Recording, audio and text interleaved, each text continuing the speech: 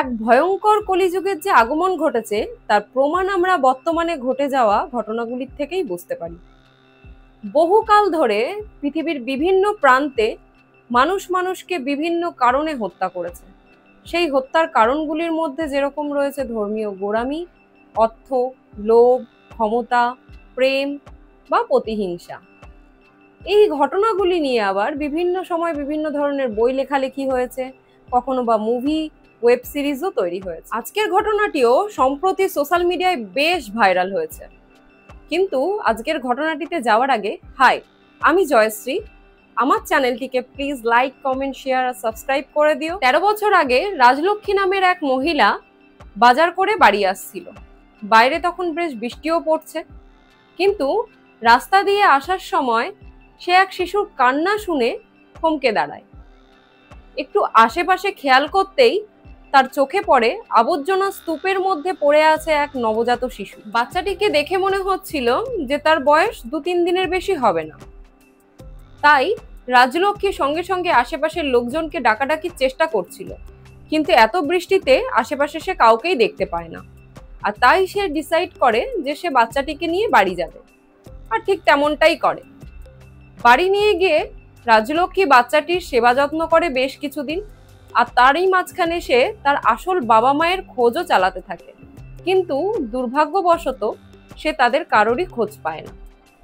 তখন রাজলক্ষ্মী সিদ্ধান্ত নেয় যে সে বাচ্চাটিকে নিজের কাছেই রাখবে, কারণ বাচ্চাটি ছিল কন্যা সন্তান।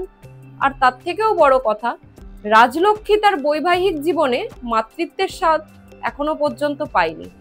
তার মাতৃত্ব জেগে ওঠে এবং সে ভাবে যে এই কন্যা সন্তানটিকে সে নিজের কাছেই রাখবে। বাচ্চাটিকে নিয়ে রাজলক্ষ্মীর জীবন কাটছিল বেশ ভালোই। ধীরে ধীরে বাচ্চাটিও বড় হতে শুরু করে। রাজলক্ষ্মী তার পড়াশোনার জন্য উড়িষ্যার ছোট্ট গ্রাম ছেড়ে গজপতি এলাকার দিকে চলে আসে। সেখানে ঘর ভাড়া নেয় এবং তার বাচ্চাকে নিয়ে বেশ ভালোই দিন কাটছিল। বাচ্চাটির বয়স এখন 14 বছর। 29শে এপ্রিল রাজলক্ষ্মীর ভাইকে রাজলক্ষ্মীর মেয়ে ফোন করে জানায় যে তার মায়ের হঠাৎই হার্ট অ্যাটাক হয়েছে এবং গজপতি এলাকার একটা বড় হাসপাতালে তাকে নিয়ে আসা হয়েছে, আর ডাক্তারে ডেথ ডিক্লেয়ার করে দিয়েছে। সঙ্গে সঙ্গে সে যেন হাসপাতালে পৌঁছায়, এটা বলেই রাজলক্ষ্মীর মেয়ে ফোনটা কেটে দেয়। রাজলক্ষ্মীর ভাই প্রসাদ তড়িঘড়ি হাসপাতালে যায় এবং সেখানে গিয়ে সে জানতে পারে যে তার বোন মারা গেছে। সেখান থেকে রাজলক্ষ্মীর বডি নিয়ে তারা ভুবনেশ্বরে যায় এবং সেখানে গিয়েই শেষকৃত্য সম্পন্ন করে। কিন্তু ঘটনার মোড় ঘোরে 3-4 দিন পর, যখন রাজলক্ষ্মীর ভাই প্রসাদ পুলিশ স্টেশনে গিয়ে পুলিশকে জানায় যে তার বোনের মৃত্যু কোনো স্বাভাবিক মৃত্যু নয়, তাকে হত্যা করা হয়েছে এবং তাকে হত্যা করেছে তার নিজের মেয়ে আর তার 2 বন্ধু।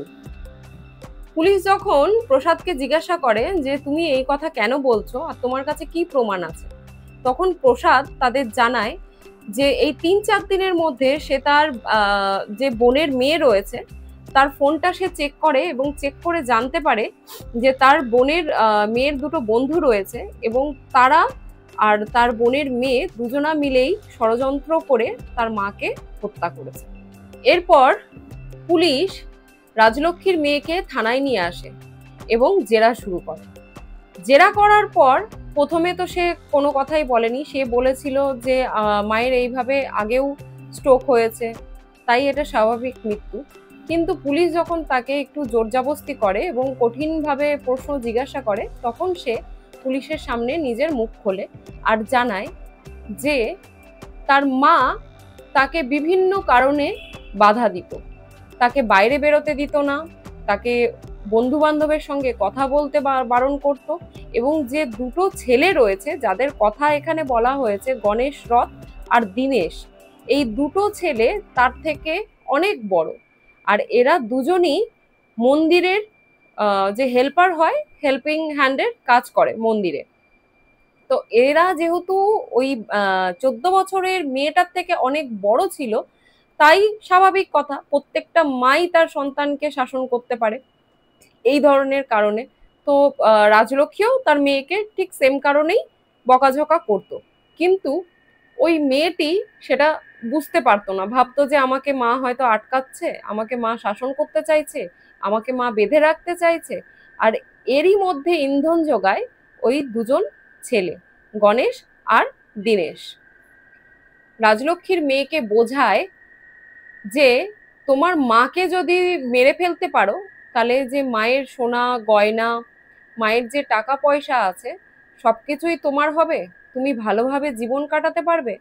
আর তার থেকেও বড় কথা, তোমাকে কেউ শাসন করতে পারবে না, তুমি যা ইচ্ছা তাই করতে পারবে। এই কথা শুনে রাজলক্ষ্মীর মেয়ে তাদের সঙ্গে মিলে